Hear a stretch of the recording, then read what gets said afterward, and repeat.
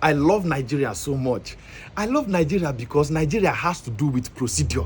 Nigeria no dey use procedure joke at all. Anything wey you wan do for Nigeria, you must follow the procedure wey they don lay already, or else you no go enter.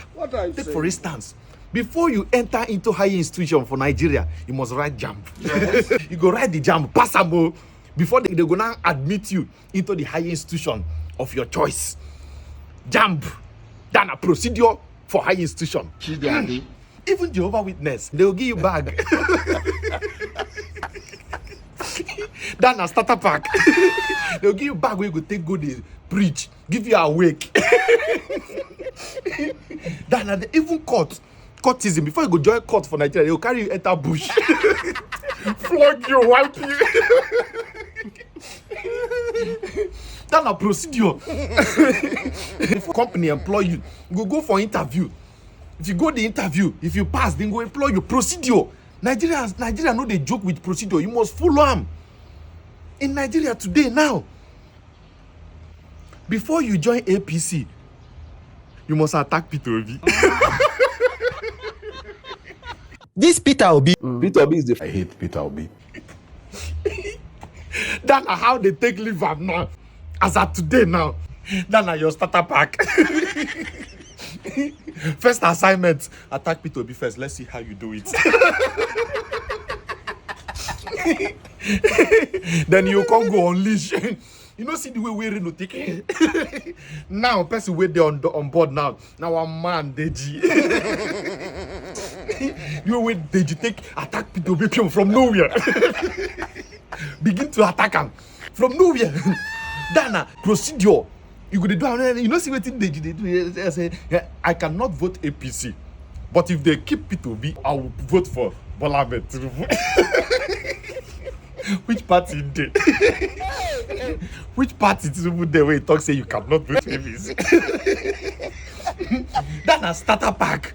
Muna no just worry for waiting they happen. Nah, you know, they don't tell us you guys are attack Peter Obi. You know, you got to say, okay, no worry, I'll do it. Because tell me, for Nigeria now, everybody they believe say they cry, say Nigeria no good, oh, Nigerians they suffer. Oh. No be Peter Obi be president, no be him be vice, no be him be minister, but now Peter Obi then they attack. When I leave person when they make una suffer, because they attack person when they on your own private individual. Starter pack for judging the APC, not to attack Peter Obi.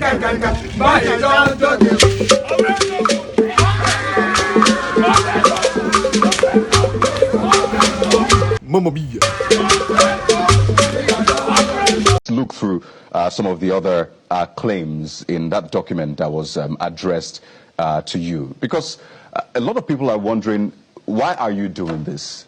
They see you, in this sense, demarketing Mr. Peter Obi in favor of the APC, because that's what it is in that sense, because you actually said it clearly that rather than vote for Mr. Peter Obi on that first page, you said that you would rather give your vote to President Tinubu than to give it to Mr. Peter Obi. So a lot of people are asking, are you working with the APC? They always refer to your brother as well and say, oh, there's a certain Adeyanju working with government. So let's use this medium to speak to that.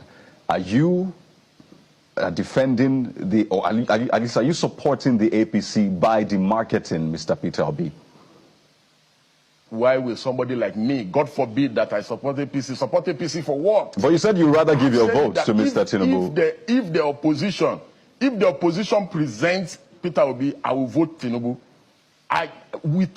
Because we cannot have a situation where people, a man who leads a mob that terrorizes people online, that cannot tolerate criticism, that call people all sort of, anybody that does not support their candidate is an enemy of Nigeria. Anybody that does not support the candidate has been paid, has been compromised, is supporting the government. Who has Peter Obi criticized this government like the way I've criticized? Does Peter Obi even know what democracy is? What sacrifices has he made for democracy? Look, we have put our line on the line for this country, for preservation of democracy, at personal expense of prosecution. What kind of charges have we not faced in this country? At a time I was almost charged for terrorism. They've charged me for all kinds of offenses in this country. So what are we talking about? What does this person know about democracy or preservation of democracy, for God's sake?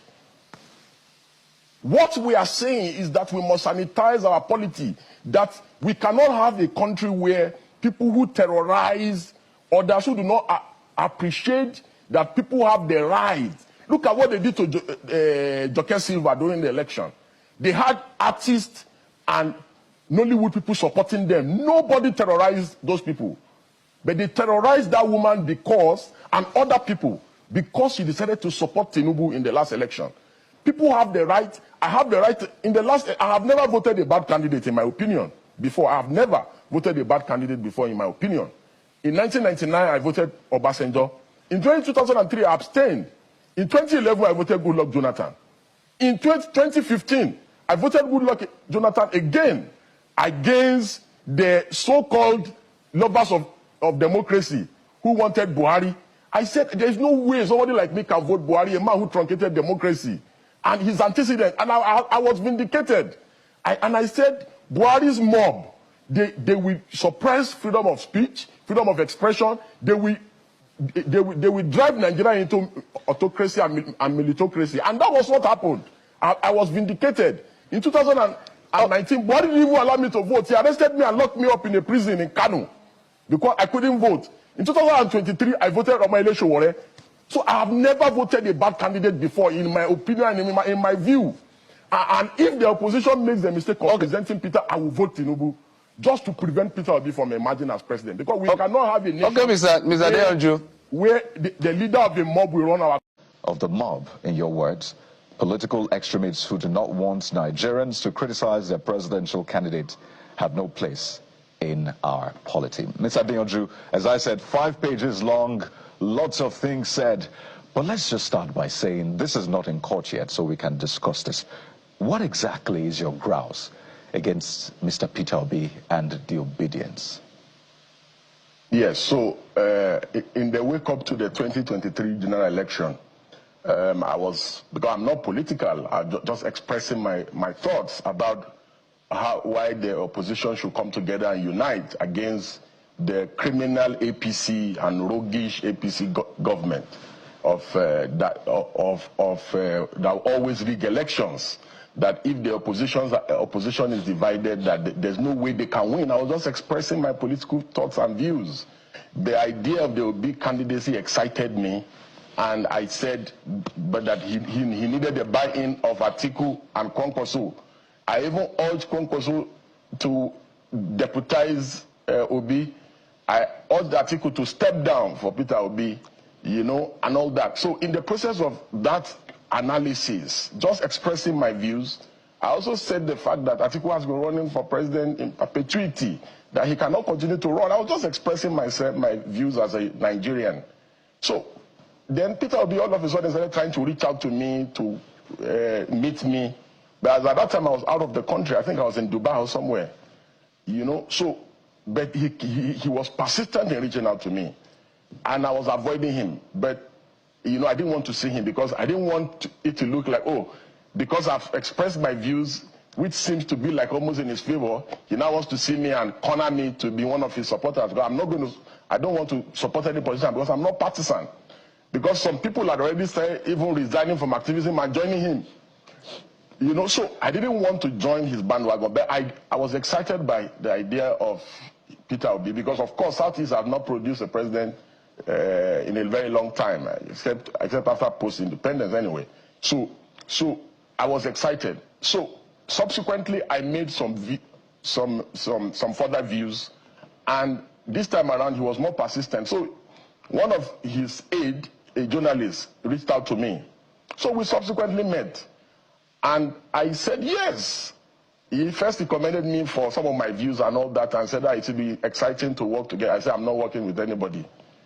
But I now made some observations about the things that he has been accused of doing in the past. Corruption. Sarah reporter reported the story where his staff was caught with money. He tried to explain it, but I was not satisfied. Then I also raised the issue about these issues of him using state resources in Anambra to invest in his family business. His explanation to me in his defense was that he had resigned from the company before he became a governor. I was flabbergasted. I couldn't just wait to get up to leave the place.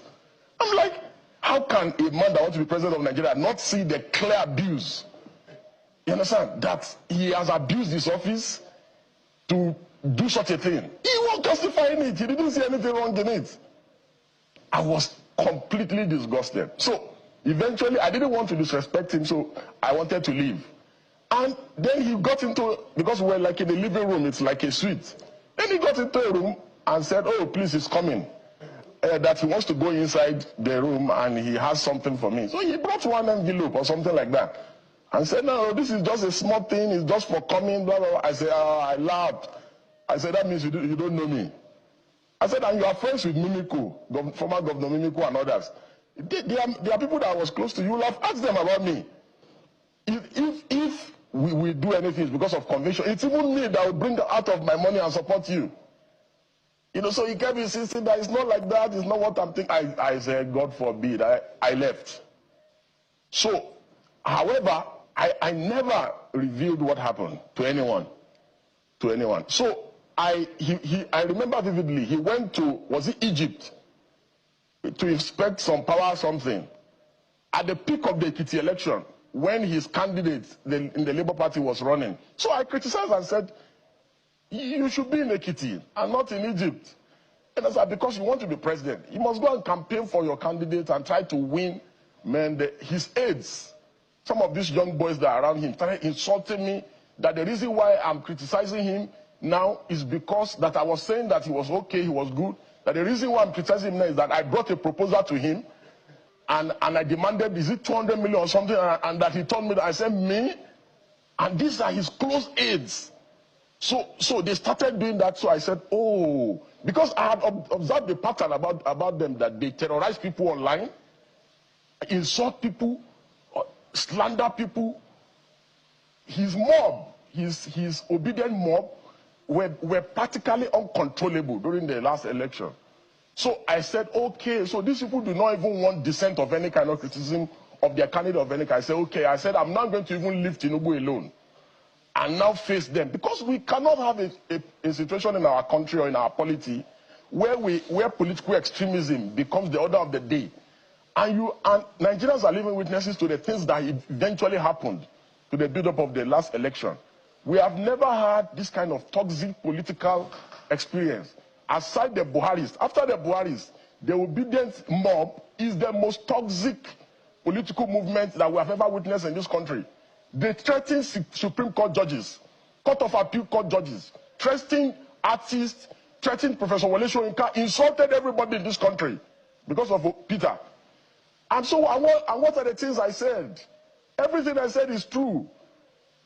In a civil suit or criminal suit of defamation, justification, truth is a defense. What are the things I said? I said he's a political fraud, that he's paraded himself as a messiah. Of course he is a political fraud.